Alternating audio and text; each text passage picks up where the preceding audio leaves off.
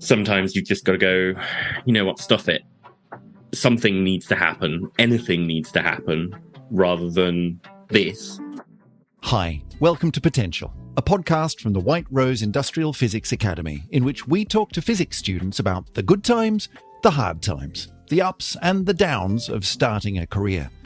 It's about falling over and then picking yourself back up again. It's about finding your path and then changing direction completely. If you're in the middle of your degree and wondering, what happens next? We're here to help.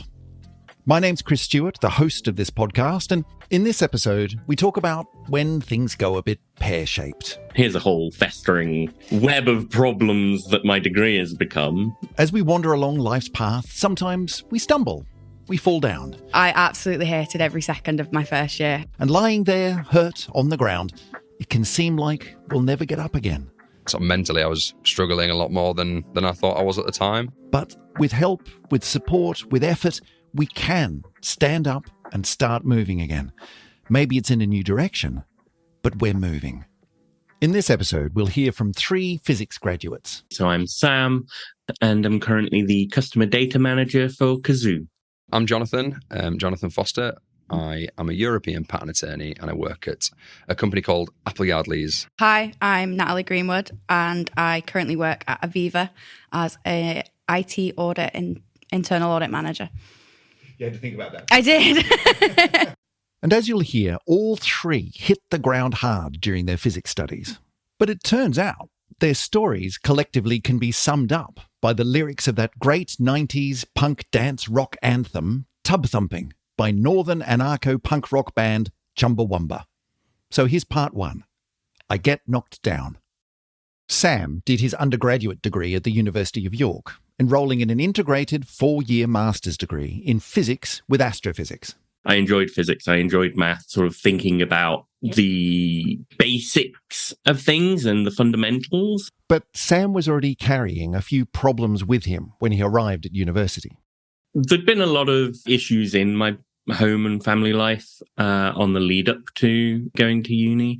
That had definitely severely impacted my mental health. In particular, Sam was on his own financially. I didn't have the support of a family through university, so I was working 30 hours a week on top of the course. Student finance don't truly properly understand when there are edge cases like mine was, and a student doesn't necessarily have any financial support.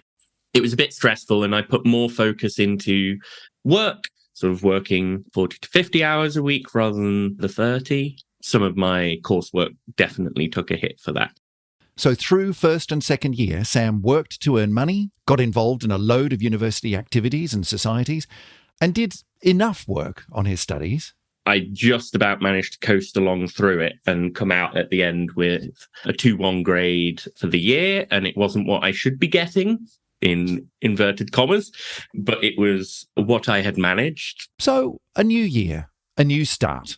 Yeah, my third year was kind of more of that spiral. Organising stuff, running conference events, doing societies things, definitely not focusing on the studies at all. Fooling myself into going, you know what, I don't need to do the hard graft because I can just get by. And because the stress levels were ramping up a bit, Sam had the perfectly natural response of leaning into the things that felt good. And this is giving me a little bit of a dopamine hit when I do some society stuff or organize a symposium or whatever. That was what was making me feel better in the short term. And so, taking stock at the end of third year. Again, doing fine, a bit worse. So it was sort of upper second for my third year. Not the end of the world, but it was very much head in the sand and not addressing the problems that I was actually facing. That meant I wasn't getting the most out of my degree at all. Sam's still looking ahead, though. He's got his 4th year ahead of him, the master's research project, and after that... Guess I do what everybody in this position does and carries on and finds some PhD applications, fill them out and get that done. And then you go and do your postdocs or whatever, and life is fine, right? Because that's just what happens. So what did happen? 4th year happened. Yeah. Sam ended up on a research placement that really didn't work out for him. So that fed back into well, of course I'm not going to actually be doing the work, because why would I? I don't enjoy it. I need to find something that I enjoy. So we got to sort of midway through the second trimester again, and I'd effectively done nothing in my master's year, achieved very little. There was just a moment where it was like this is not a good use of time nor money, and what am I doing here? Sam's ambition to do the canonical 4-year degree, PhD, postdoc and academic career, it's a familiar one. All the physics graduates in this episode started down that same path and found themselves getting knocked down at different stages. Natalie also did her degree at York. And as we heard in the Changing Direction episode of this podcast, she was excited to get her degree underway. I was like, I'm going to do the integrated masters, and then I'm going to go and do a PhD, and then I'm going to go and be the next Brian Cox. Like, that's what I'm going to go and be a physicist, because that's what you do with a physics degree. I mean, she knew it was a great degree to have under her belt for the future. The skills you get and the knowledge you get is so transferable. So kind of in the back of my mind knew that was always there. But yeah, no, 100%, I was going to do a PhD. I was going to be a physicist. And then she arrived at university. I hated it. I absolutely hated every second of my first year. Not a great start then. Like many people, Natalie was looking forward to her university years like a big new adventure. It's kind of sold to you as it's the best time of your life, and first year, you know, you can kind of just mess around. But I think kind of the reality of that is never going to be as good as it seems. She moved into student accommodation, expecting to make a big new group of friends in a warm social atmosphere. Instead, she was with a small group that didn't gel very well, and she suddenly felt alone. Living what felt like on my own, and then kind of not having the kind of freshers experience like everybody else with big groups and things like that. So yeah, I definitely struggled. I think I'm not afraid to say that. I think it's important to kind of highlight that uni isn't always as good as people say it is. Natalie lost a large amount of her enthusiasm and drive for her physics studies. Got my head down, went to the lectures and things kind of I needed to, got the exams done and the reports that I needed to, and felt like I was just doing the bare minimum. I went home every other weekend. I remember dreading coming back on a Sunday and just being not in a good headspace to kind of tackle uni, which I think at 18 is a lot to ask of somebody. She was 18, sure, but Natalie really thought she was prepared for everything university would throw at her. I'd already had like 2 part-time jobs by then. I was really ready to leave and kind of was all, excited to do it. And it just came crashing down. For Natalie, the crash came very early on. For Sam, the troubles built gradually over several years of his undergraduate degree. But for Jonathan, our third graduate, things actually went pretty well throughout his physics degree at Leeds. Like Sam and Natalie, he'd begun university with that now familiar plan. At that time, in my mind, I wanted to be an academic because at the time I liked studying physics and I liked discovery and finding out new things and all that aspect of science. And I will become an academic and a professor. And that was my rough plan at the time.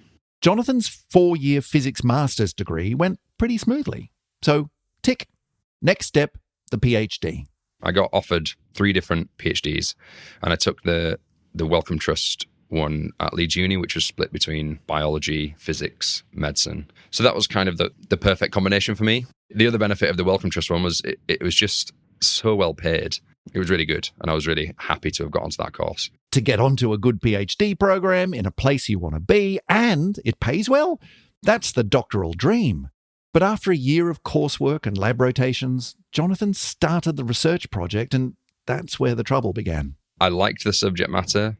I liked all my supervisors, albeit there were 4 of them. I really liked the people I worked with. Individually, if you looked at all the components, I really liked them all, but I was just having a rubbish time. Jonathan went into a bit of a downward spiral. I guess the sort of open-endedness, just because you are doing some experiments, you might not get a result. And the open-endedness and the monotony of repeating experiments, and it just really got to me. There are these moments in life when you realise this is not what I want to be doing. And that clarity can come as a complete shock. And I became really anxious. I just wanted to get in and out of the day and get it done as quickly as possible. I'd shifted my working pattern, so I was going in at 6 and leaving by 2 just so I could do everything in the quietest times. And that really wasn't me because I'm very social. And again, I liked all the people I worked with. When your personality and behavior changes so dramatically, that's probably a sign. Yeah, I just spend all my time doing anything but the research. And yeah, I think at the time, I just thought, I just don't really like it. But looking back, I think, well, actually, I think sort of mentally I was struggling a lot more than I thought I was at the time. It can be easy to ignore or downplay when you're feeling anxious or depressed. You shouldn't feel like this. Just push through. It'll get better. But Jonathan came to see that it wasn't going to get better. Not unless something changed. Which brings us to part 2. But I get up again. We'd left Sam at a bit of a turning point. After several years of spiralling and, let's face it, a bit of denial, he finally realised he needed to get some help. It was like, I need to sort myself out. So I ended up finally booking some time in with my GP and addressing mental health concerns. And as soon as I started doing that, it was like, well, here's a whole festering web of problems that my degree has become. I should probably start untangling that. Yep, Sam realised he had some work to do on his mental health, which meant he had to face some hard facts about his studies. By that point, it was kind of too late for much of the degree. It had been left too late and I'd put my head in the sand for too long. So worked with a couple of the staff members to go, well, what are the options here? Because I'm not doing okay and this needs sorting out. Sam was getting help for his brain from medical professionals, and at the same time, he sought help about his degree and career from the education professionals in his department. And with their guidance, he realised, you know what, with the modules that I've done and the grades I've got, I've actually got a decent degree here. It just won't be a master's there that I signed up for. Now, it can't have been easy to give up on the master's, the PhD, the whole academic career thing. No, it's horrible. I'd put myself out in all the societies and stuff. I'd been chair of the Physics Society for a few years. What are other people going to see me just crashing and burning? And anyway, if not a future in physics, then what? I've never necessarily been one for having a good backup plan of sort of long-term future goals. See, in his life so far, if there was something that Sam wanted, he tended to go after it until he got it. This was the first thing that was like, actually, that would be the wrong choice. But it meant that I didn't have a backup of going, okay, well, if not this, then what? So it was very much I guess anything will do. I need a job, therefore I need to apply for jobs and see what happens. So what was it like turning off that academic path and changing course so completely? In general, I think it was overall a good transition. I'd sort of prioritized the mental health stuff and kind of got that a bit more on lock. And so I was able to start fresh. It's not like, oh, I had 6 appointments with my GP and I'm healed, but it was a very important step to have taken. In the end, Sam had to learn a whole new way of approaching his future. The key difference is the mindset change that I had at the time of going from this is my path, this is exactly what I'm doing, everything's planned out, to, okay, there's things I don't know and I have to deal with that now. Speaking of dealing with things, let's get back to Natalie now, who'd been having a less than perfect first year at university and was really struggling. Into second year, things were a little bit more positive.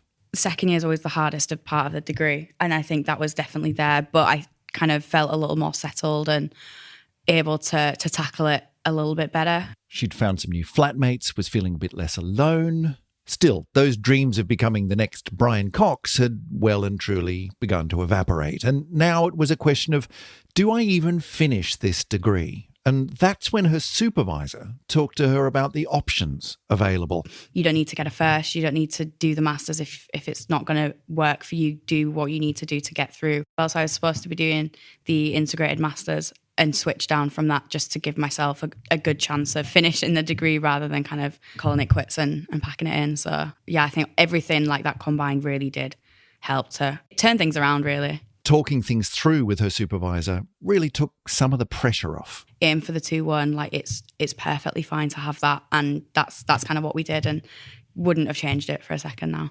I think by the time I had to make and submit the decision, I was halfway through and I was like, okay, well, I've done half. I can get through the other half kind of in the better headspace I'm in now, hopefully, much easier than the first. That was a huge relief and kind of helped motivate me to get through and kind of do my exams and things. Actually having someone to talk to was, for Natalie, the most important thing in helping her to get through. Having somebody there that recommended it helped make the decision and kind of come to terms with the Masters and the PhD isn't for everyone, and that's fine.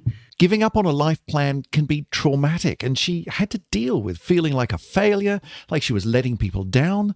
It's hard. Admitting out loud is the hardest bit, 100%, but there was nothing but kind of support that I got. There was no kind of shouting, no one ever kind of making me feel like it was my fault or, I shouldn't be feeling this way. No, everyone was really receptive, and no matter when it was, I could send my supervisor an email and just go around and just sit and have a bit of a brain dump and a bit of a meltdown, and it was fine. And actually, once the decision was made, things went pretty smoothly. Probably around the same time I switched, actually. I was accepted onto KPMG's summer internship scheme back in Leeds.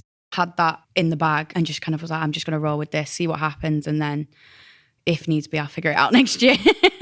She did the summer internship and began what was now her third and final year of her degree. Having done the internship, they had offered me a place on their graduate scheme the last day I was there. So I knew I was fine.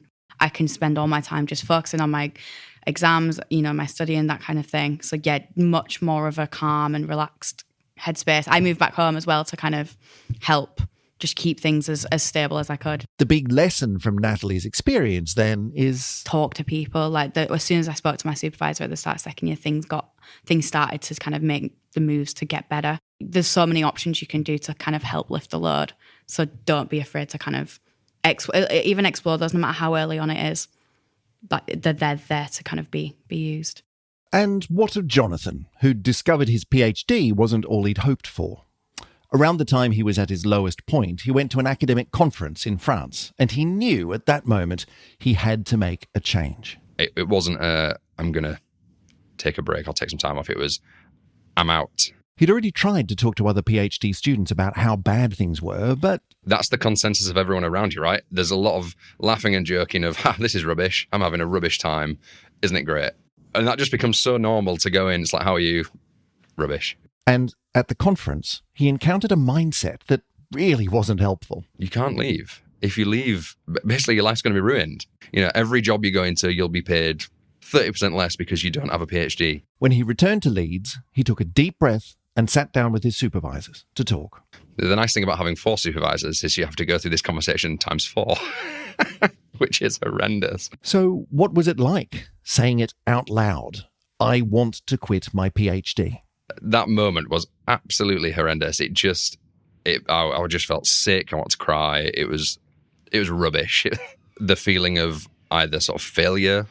I think actually most of it was probably letting the supervisors down. His supervisors were kind and helpful. They even gave Jonathan the option of writing up what he'd already done as a research master's degree. I was not enjoying it that much that I even said to that, I don't want to write about this anymore. I'm not sounding grateful. I don't care about your MPhil. I just want out. So they all agreed what Jonathan needed was a bit of time to step away. The supervisor who's in charge of the program said, look, take a month. Don't come in or come in as little as you like. Just think about it, just take a step away, de-stress, come back and chat at the end of that. I'd never slept so well that night after saying I'd quit. It was like a wave of relief, and the anxiety had just left my body. I just instantly knew that I'd done exactly the right thing. When you know, you know.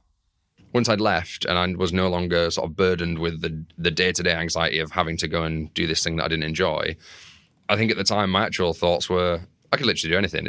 There are so many opportunities now. So keep in mind, it's normal to feel turmoil around these crossroads in life. Definitely the lead up to leaving, making the decision and coming to terms with, I am going to quit this and I'm going to have to tell people I'm quitting and people are going to think I'm a quitter. That was the hard thing to deal with. Once I'd done it, it was then applying to jobs. It was exciting. It was fun. But, again, with a physics degree and having done some postgrad research, very employable, that there were going to be people that want to employ you. So I found it very exciting. But yeah, definitely the coming to terms with the decision and dealing with the day-to-day feeling rubbish was by far the hardest part. And that brings us to part 3. You're never going to keep me down. We left Sam at the point where he was beginning to sort out his life and his mind and looking for a job. He found one with a gaming company in London, which ticked enough boxes. He moved south and started work. So it was initially a 12-month contract that got extended for the extra 6 months. Then, there was some headcount issues and contracts weren't renewed at the end of 18 months. Headcount issues. Such a great euphemism. Being let go meant Sam had a chance to take stock. A bit of a breather to sort myself out and work out what the next step was. And part of that was analysing what I had been doing in the previous role and going, what the hell is this? That first job had been in business relations, and he needed to work out where that fit on his CV. I had a lot of retail experiences from all of my part-time work that had supported me through university. I have this physics experience bucket of analytical skills and all of that good stuff from my degree. And then now I have this weird pot of hard-to-label experiences from my first role in the world of work. Working out how to sell himself and his experience led to new jobs, new responsibilities, and a whole lot of learning. Things were going well. And in early 2020, just as he was lining up his next move, well, you know what happened.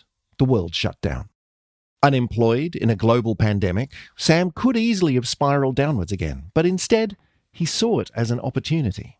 I actually used this time to do a bit of introspection and writing out sort of the manifesto of me style. What do I actually want? For Sam, there were clear parallels between the challenges of his degree and coping with the pandemic. The learnings I took from the end of the degree definitely completely changed how I could approach a situation like when COVID happened and the world locked down. I don't think I could have done the second without the first. He'd honed his philosophy by this point to a few important principles. Work out what is good enough for you and what is good for you. Don't let the perfect be the enemy of the good, right? Don't have an ideal that you cling to the detriment of all else. And most importantly, if you are in a bad position, you will continue to be in that bad position if you don't do anything about it. It's really about acknowledging change is normal and embracing the new. Taking that action and, I guess, owning it a little bit is one of the key things that has put me in a much better place now. Sometimes you've just got to go, you know what, stuff it. Something needs to happen. Anything needs to happen rather than this. And just taking that jump and going, I'm going to do something different. You don't learn anything if you don't try and do things first. And maybe 80% of the thing you try won't work and they'll be wrong or whatever. That's okay. You've learned a lot from them and you can apply that to the next thing that you try. As for Natalie, one of the consequences of changing career course is that it left her feeling things are a little bit unresolved. Looking back, having the first year and a half not ruined, but kind of in such a bad headspace, I feel like I was robbed from it a little bit. It's the kind of sense of, well, what could have been? And I think even now I kind of think I've got a physics and astrophysics degree and I don't use it. And it's like, why don't I use it? She doesn't regret the decisions she's made at all. It's more a sense of unfinished business. I definitely did the right thing that at the time that I needed to do and don't wish to have changed it in any way. But yeah, I think there is always in the back of my mind, it's, you know, I was clever enough to get this degree. Why didn't I take it any further kind of thing? But by dealing with her problems, she learned to deal with uncertainty as well. Yeah, I think kind of having the struggles in first and second year, I really am at a point now where I'm like, I'm okay. It will be okay if I got through that and got through, like, things will be okay. But I definitely do have I have no idea where I'm going with my career. But again, yeah, it's fine. Like, I'm clever enough and kind of settled enough that I'll figure it out. A very kind of big believer in things just will work themselves out. Like, it will be fine. And as for the unfinished business, Natalie's still working on that part with plans for more study in the near future. Moving forwards, I'm looking at doing a master's in computer science and data analytics. So it's kind of where that takes me, no idea. But I think kind of coming to terms with being okay with not knowing is a huge thing that I've had to kind of deal with. And I think I'm at a good place. Going through one major change gives her confidence that whatever comes, she can work it out. Coming to terms with that there's no right decision. It's just a decision. And, you know, there's paths that lead off either way. So which one suits you now and you can figure the rest out later, I think is kind of a good way to think about it. Not having that figured out is perfectly fine. You go into the working world and you will work with people that have changed careers 4 times. You don't have to be interested in the same thing for your entire life. Like, it's fine. And what of Jonathan? With the weight of the PhD lifted, he started looking for a new career. But was he worried that abandoning his research degree would look bad to prospective employers? I have no doubt that some people who will have seen my CV, that, you know, jobs that I never looked at again, will have saw that and gone, didn't finish, whatever. But if that's the attitude an employer's going to have, then I probably don't want to work for them. That's a good point. And just to drive that home, he quickly landed a role in a patent law firm. You know, I've ended up in a career that I really enjoy and in a place that I really like working. And I think having that sort of perspective of it being not a linear path, I think that's helped me enjoy this role more and sort of given me a bit more perspective on what I definitely don't like doing. It's also given him the confidence to look ahead, eyes wide open for other opportunities. Having spent sort of a year and a half doing the PhD and not necessarily enjoying it, if it gets to the point where I don't enjoy this job, I'll move on to the next career thing. And I'm very privileged to be able to do that in terms of life upbringing, but also having a physics degree, because I'll never not have that. I'll never not have the experiences on my CV. So if I want to go into a different career, thankfully, I will be able to. Because next time, he's not going to let things spiral downwards. And I think I now have the foresight to enact change way before I got to the point where I was at before. I'd do something about it far sooner, and I'd be far less afraid to do it now because I've already had those difficult conversations. If they had to happen again, it wouldn't be great, but I know it's fine. I know it all works out fine. And one last wonderfully positive thing to come out of Jonathan's PhD troubles. From his own experience of falling down, Jonathan has pioneered a new support structure for young graduates starting out in patent law. I've done a lot of things now with the trainee arm of the Chartered Institute of Patent Attorneys, created a welfare officer role. So trying to bring that sort of support to trainees who might be in a similar position that I was in, but just having resources for people to look at, people to talk to, generally having more availability to mental health first aiders, having talks on burnout and stress and things that just didn't, or at least I didn't seek out or weren't available when I was struggling. In the end, it's about giving yourself permission to look after yourself. Looking back now, I'm happy that that's how I went through and ended up in the profession I am now, because it's now taught me to, if you're not enjoying something, change something. Try and think wider than the thing that you're in now, I guess, and make a change if you're unhappy. All 3 of this episode's graduates came through their difficulties with new perspectives, new directions, and new careers. They're all in a good place now. Sure, their original plans changed, but that's not a bad thing. It's something new. Listen, if you're going through a difficult time, if you've fallen down and need help getting back up again, please reach out. Talk to your degree supervisor, your university's support office, your friends, your family. They really can help. You're not alone. You've been listening to Potential, a podcast for physics students. Huge thanks to all our WISE physics graduates for sharing their experiences so openly and honestly. The show is produced and presented by me, Chris Stewart, and brought to you by WRIPA, the White Rose Industrial Physics Academy, a collaboration of 5 university physics departments, all working together to better prepare students for graduate-level technical employment.